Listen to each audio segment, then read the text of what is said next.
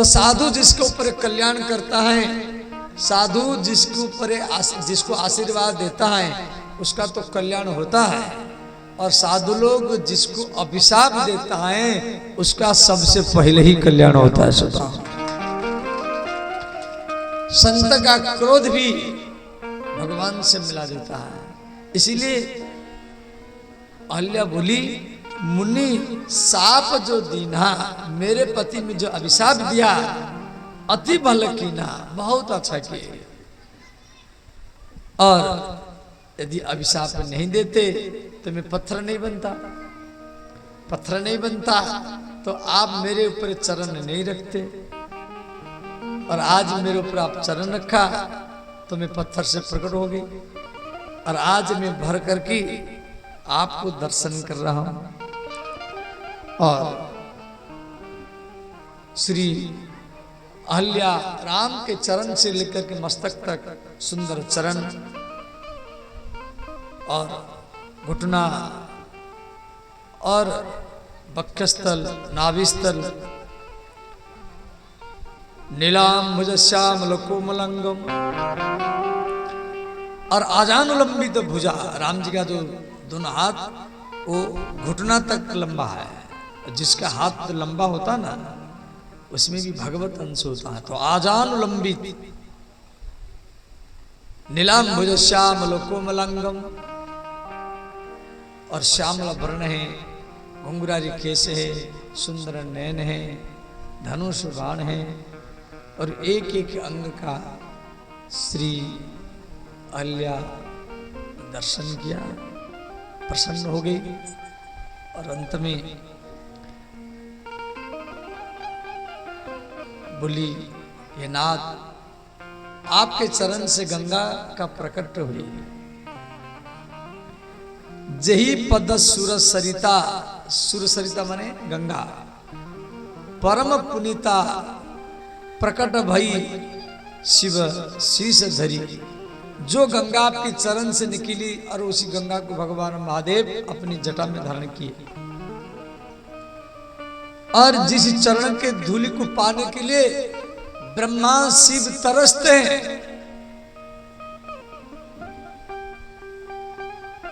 और अज माने ब्रह्मा और शिव, और आज वही चरण को आप मेरे ऊपर रखा। यही भांति सिधारी गौतम नारी, इस प्रकार गौतम की पत्नी अहल्या स्तुति की और बार बार प्रणाम की। ध्यान देना, जिसके अंदर में जब भक्ति आने लगता ना वो हरदम हाथ जोड़ेगा। सब कोई भी आए, बच्चा भी हो, बूढ़ा भी हो, स्त्री हो, किसी भी जाति का क्यों न हो, वो सबको बार बार हाथ जोड़ेगा। रास्ता में कोई भी मंदिर है, हनुमान का मंदिर हो या कोई देवी मंदिर हो या कोई भी ठाकुर बाड़ी हो, शिवालय हो, वो जा रहा है मोटरसाइकिल में, कार में, वो वहीं बैठे बैठे प्रणाम करेगा, हाथ जोड़ेगा। अब भले आप मंदिर जा नहीं पाए, आप कार में बैठ करके, मोटरसाइकिल में बैठ करके थोड़ा सा मस्तक झुका दिया या मन में प्रणाम कर दिया, तो आपका प्रणाम वो भगवान के चरण में ही पहुंच जाएगा। एक होता है तो मंदिर में जाके प्रणाम करना, वो भी करो, वो भी अच्छा है। अब मंदिर में जा नहीं पाए, दूर से कर लिया, मन में कर लिया, मानसिक प्रणाम किया। यही भांति सिधारी गौतम नारी, बार बार हरि चरण परी। बार बार प्रणाम करती हैं, फिर उठती हैं, फिर प्रणाम करती हैं, फिर उठती हैं। जो अति मन भावा सोवरु पावा, और गई पति लोक आनंद भरी। राम जी खड़े हैं और अहल्या धीरे धीरे जमीन पर उठी, सशरीर उसका शरीर जमीन से ऊपर उठा, और धीरे धीरे धीरे चंद्रलोक, सूर्यलोक, भूलोक, भुवलोक, तपलोक, स्वर्गलोक, महालोक, और अंत में पति लोग, जहां सती नारियां रहती हैं अपने पति के साथ, पति लोग गए, इसलिए तुलसीदास यहां लिखे गई पति लोग आनंद भरी। पति मैंने गौतम के पास चली गई। फिर ये है भक्ति का पराकाष्ठा सुता। गौतम जी फिर उनको मिल गए, वो तो इंतजार में थे। गौतम ऋषि भी मन में कभी कभी सोचते थे हमारी पत्नी इतना संयमी है और हम अभिशाप दे दिया। अब भगवान की लीला है कि जो कुछ होता है भगवान की इच्छा से होता है। तो ये चरित्र गौतम ऋषि तो अभिशाप दे दिए, परंतु मन में इनको बड़ा पश्चाताप था। जहां ये गलत किया है, छोटी सी अपराध में हमने अपनी पत्नी को पत्थर बना दिया। फिर उसके बाद में उनकी भी इच्छा थी कि कैसे भगवान जल्दी जाएं, उनके ऊपर चरण रखे। तो इस प्रकार वहां से फिर वो जनकपुर की ओर जा रहे हैं। अब इधर श्री मिथिला के पास में एक जंगल है। उसी जंगल में विश्वामित्र मुनि और राम लक्ष्मण और विश्वामित्र के कई हजार शिष्य उस जंगल में पहुंचे। और जनकपुर तो ऐसे ही सुंदर है। इधर राजा जनक जी को मालूम पड़ गया विश्वामित्र महामुनि आए, समाचार मिथिलापति पाए। राजा जनक को मालूम पड़ गया। तो राजा जनक जी भी जब सुने विश्वामित्र मुनि आए हैं, तो वो भी अपना मंत्रिमंडल, ब्राह्मण समाज और इस प्रकार थाल में जल, फूल माला, रोली मूली, चंदन, आरती वगैरह लेकर के मंत्रिमंडल के साथ, ब्राह्मण के साथ श्री विश्वामित्र का स्वागत करने के लिए वहां पर पहुंचे। ये है हमारा सनातन धर्म का संस्कार। कोई साधु संत आया है, राजा जनक राजा कोई साधारण राजा नहीं है जो छोटे छोटे राजा हो, परंतु कोई दूसरा व्यक्ति होता है, अरे आया मेरे पास आएगा तभी हम जाएंगे, अभी क्यों जाएंगे, ऐसे भी कई व्यक्ति सोचते हैं। घर में कोई व्यक्ति आया तो कई व्यक्ति तो घर में अपने कमरा में ही बैठे रहते हैं। वो हमारे पास आएगा तभी हम उठेंगे या जाएंगे, यदि मालूम हो गया। परंतु जनक महाराज स्वयं चले और वहीं पर वो राम लक्ष्मण को देखे, और जैसे देखे राजा विदेह मधुर मूर्ति मधुर मनोहर देखी, भयउ विदेहु विदेहु विशेखी। राजा जनक जी का एक नाम है विदेह। विदेह माने जो देह से ऊपर रहते हैं, माने हम लोग को हमारा जो आत्मा है वो देह में रहता है। भाई भीतर में आत्मा है, जिसके रहने पर आपका मुख बोलता है, आंख दिखता है, कान सुनता है, हाथ हिलता है। और वो आत्मा जब देह से चला जाता है, फिर वो देह घर में पड़ा है, फिर आंख देख नहीं रहा, मुख बोल नहीं रहा, कान सुन नहीं रहा, इसीलिए परिवार के लोग रोते हैं। परिवार के लोग जिसको माता पिता मानते थे, पति मानते थे, या स्त्री मानता था, या बेटा बेटी नाना नानी मानते थे, जिसको अपना मानते थे, देह को तो ही मानते थे ना। भाई नाम किसका है? देह का ही नाम है, आत्मा का थोड़ी नाम है जो फलानी दास है। आत्मा कोई नाम ही नहीं है, देह का नाम है। अब वो आत्मा चला गया, वो आत्मा के रूप में जो राम है वो निकल गया। अब जिस देह को आप माता पिता नाना नानी दादा दादी मानते थे, वो तो अभी भी आपके घर में है,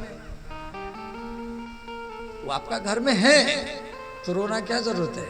रोना तो नहीं चाहिए भाई। आप तो देह को माता पिता मानते थे ना। अब बच्चे इसलिए रो रहे हैं, मरने के बाद में भी आंख है, परंतु तो आंख दिखता नहीं है। अभी भी कान है, ये नहीं जे कान कहां चला गया हो, परंतु कान सुन नहीं रहा है। मुख भी है, परंतु मुख बोल नहीं रहा है। हाथ भी है, हाथ हिल नहीं रहे, पैर भी है, पैर चल नहीं रहे। इसलिए परिवार के लोग रो रहे हैं। अब ध्यान देना है, आंख में जो देख रहा था, कान में जो सुन रहा था, मुख में जो बोल रहा था, नाक में जो सूंघ रहा था, हाथ में जो हिल रहा था, पैर में जो चल रहा था, वो देह से निकल गया, वो देह से निकल गया। और वो मरता नहीं है, वो मरेगा नहीं। गीता में स्वयं भगवान बोले, नैनम छिन्दन्ति शस्त्राणि, उसको शस्त्र काट नहीं सकता। नैनम छिन्दन्ति, छिन्दन्ति माने काटना, शस्त्राणि, नैनम दहति च पावक, पावक माने अग्नि, उसको आग भी जला नहीं पाएगा। अब ध्यान देना,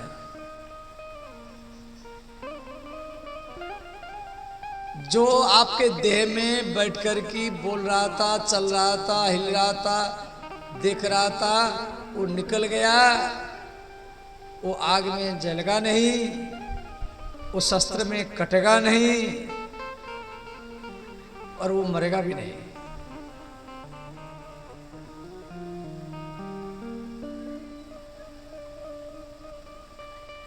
उसी को अपना मानना है, देह को अपना नहीं मानना है। और हम लोग को देह को अपना मान लेते हैं। हरदम, इसलिए उनका नाम बड़ा विदेह है। वो देह में रहते थे, परंतु कभी वो देह को अपना नहीं मानते थे। हरदम देह से ऊपर उठ करके रहते थे।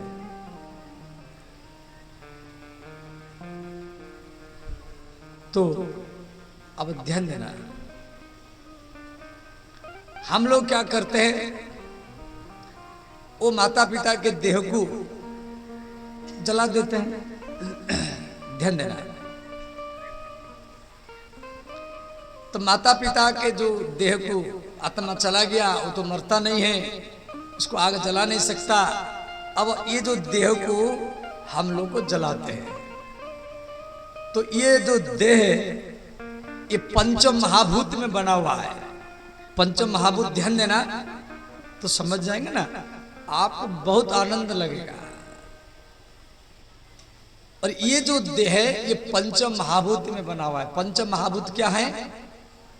आकाश, वायु, तेज, जल और पृथ्वी, ये पंच महाभूत है। मैंने इसी से ये देह बना हुआ है। जैसे आप, आकाश माने खालीपन, आकाश शब्द का अर्थ खाली। जैसे मैं बोल रहा हूं, आप सुन रहे हैं, क्यों बीच का जगह खाली है? तो ये पेट में खालीपन है, जांग में, छाती में कुछ खालीपन है।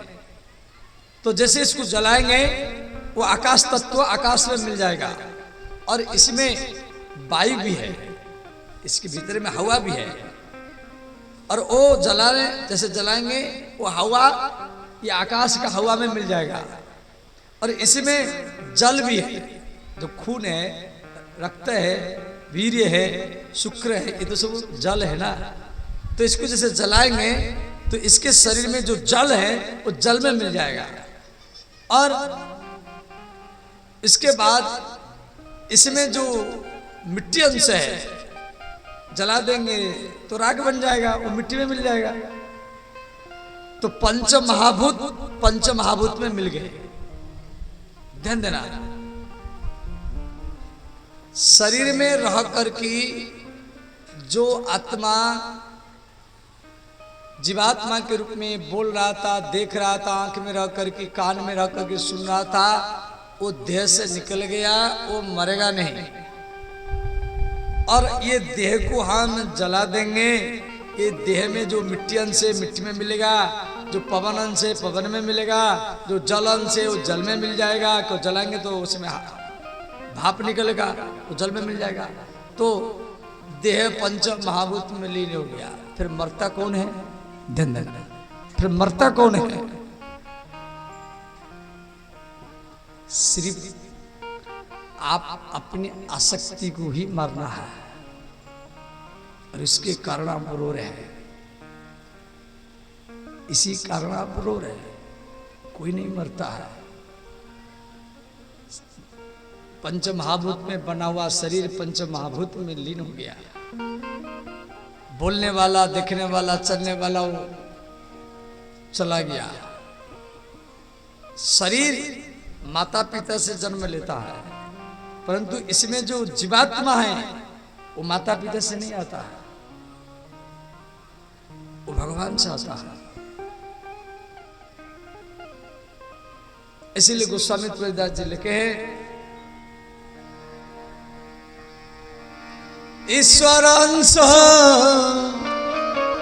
जीव विनाशी, ईश्वर जीव विनाशी,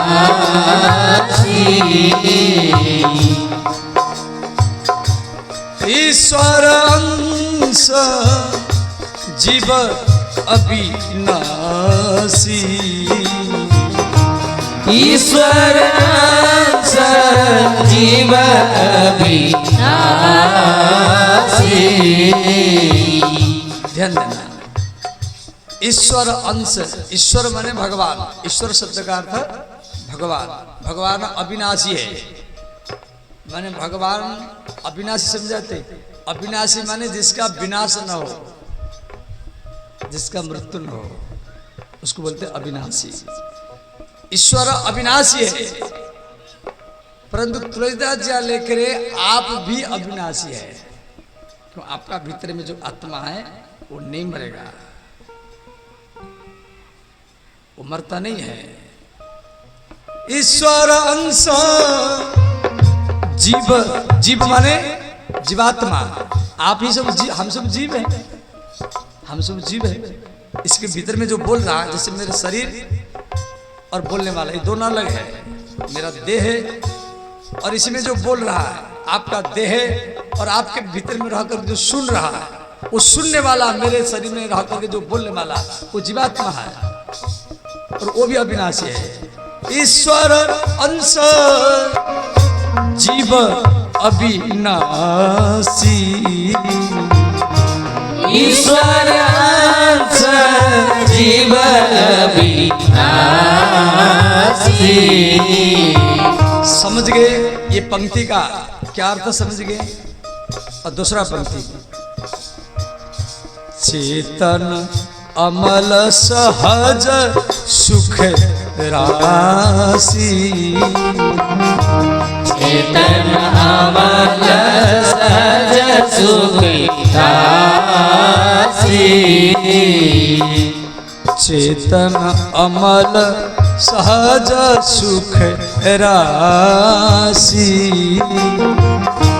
चेतन अमल सहज सुख राशि। श्री राम जय राम जय जय राम, श्री राम जय राम जय जय राम, श्री राम जय जय राम। श्री राम जय जय राम। सब गाइए, दोनों हाथ उठा करके भाव से गाइए।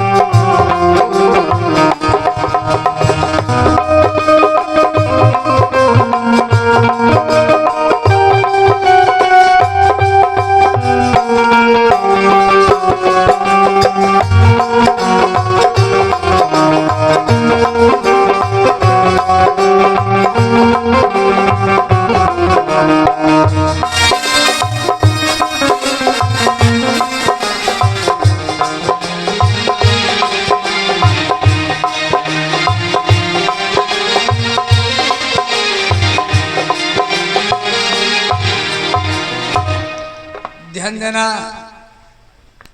ये संसार में सबसे सहज में बिना प्रयत्न किए मिलने वाला केवल भगवान है।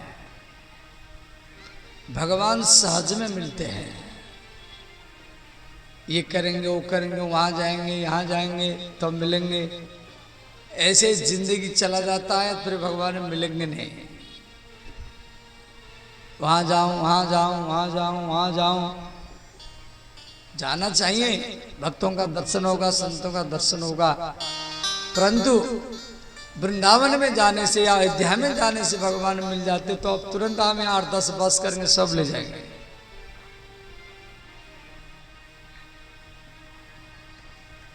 हाँ, भक्तों का दर्शन होगा, धाम है।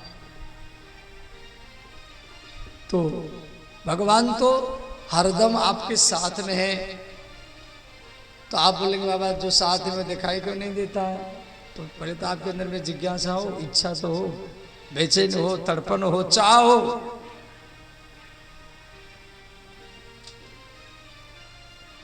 और वो चाह को पाने के लिए हमको राम कथा में, संतों की भागवत कथा में, इसलिए हम जाते हैं, वो चाह को जगाने के लिए।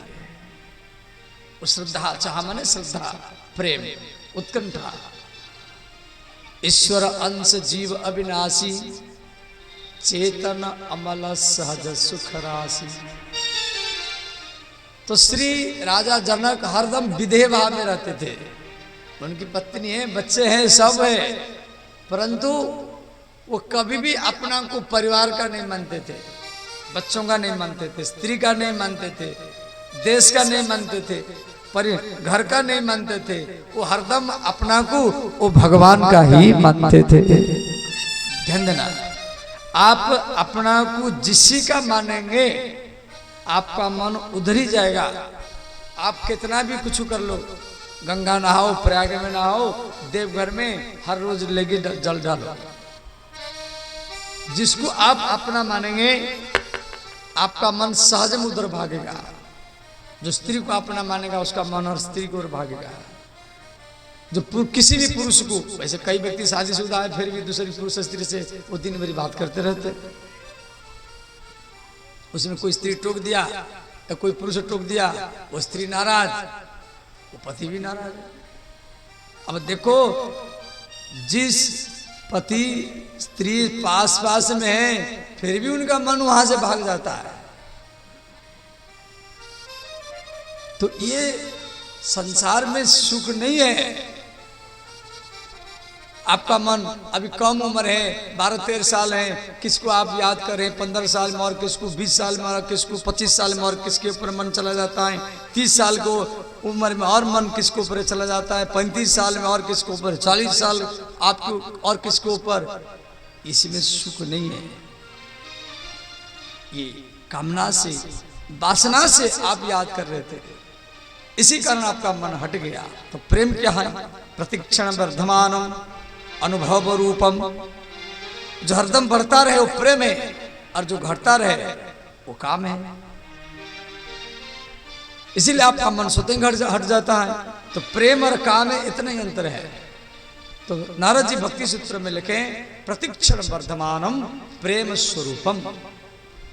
राधा और कृष्ण का प्रेम, सीताराम का प्रेम वो हम लोगों का जैसा नहीं है। भगवान कृष्ण एक बार पलक गिरा करके उठा देते तो राधा का नया रूप क्षणं क्षणं नवम नवम। अरे ये वही राधा है जिसको मैं अभी देखा था, ये दूसरा है।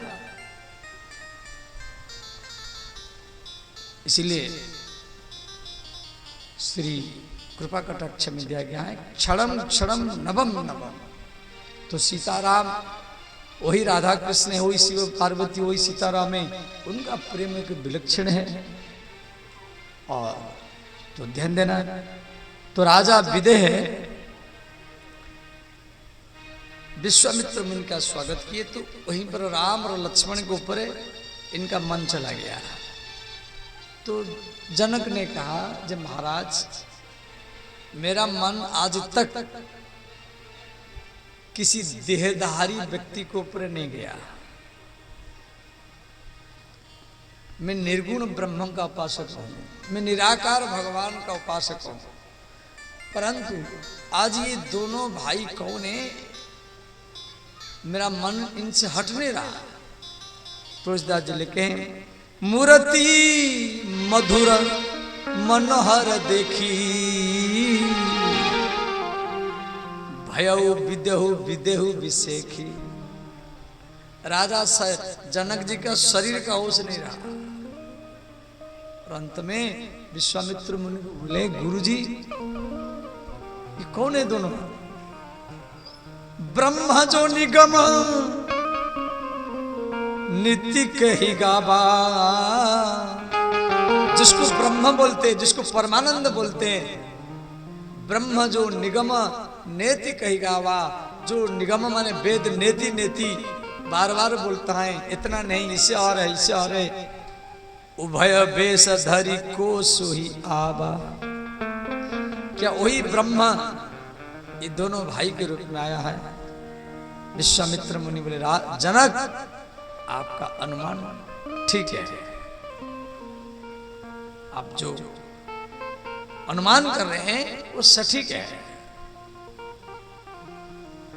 उसके बाद में श्री जनक महाराज इनको स्वागत किए, फूल से बाजा से स्वागत किए और जनकपुर राज भवन में लाया। एक बहुत बड़ा सुंदर भवन था, सुंदर सदन सुखद सब काला।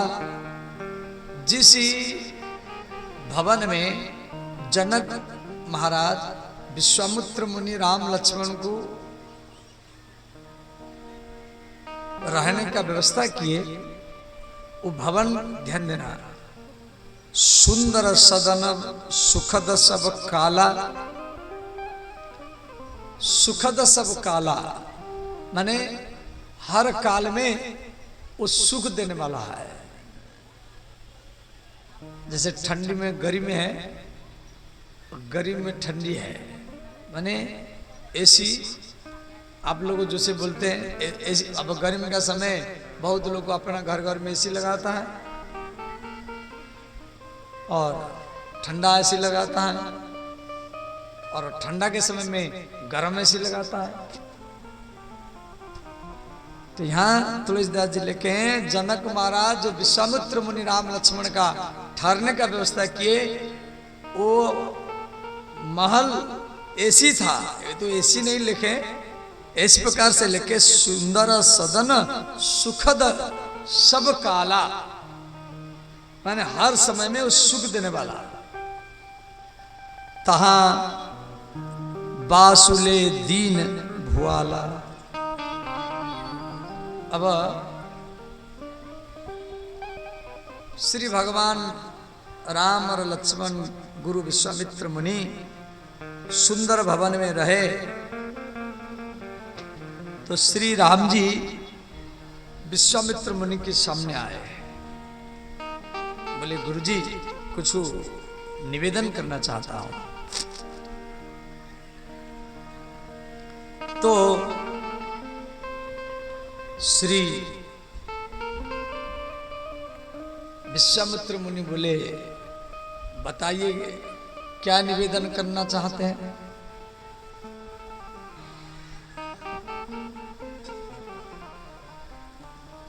तो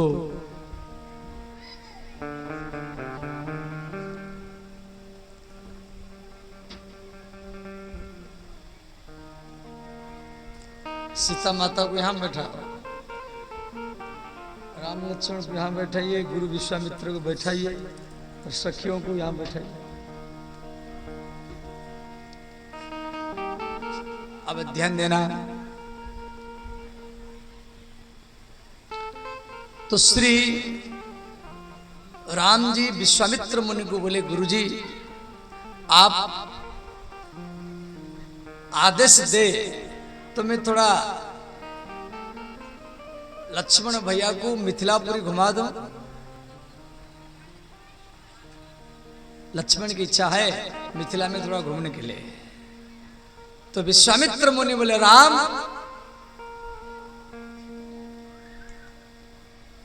आपकी इच्छा है मिथिला में घूमने के लिए, आप तो लक्ष्मण का बहाना ले रहे हैं। देखो किसी व्यक्ति को भूख लग रहा है ना, उसको भूख लग रहा है, वो बोलेगा अरे भैया उसको भूख लग रहा है, तो समझ जाना बोलने वाला को भी भूख लग रहा है।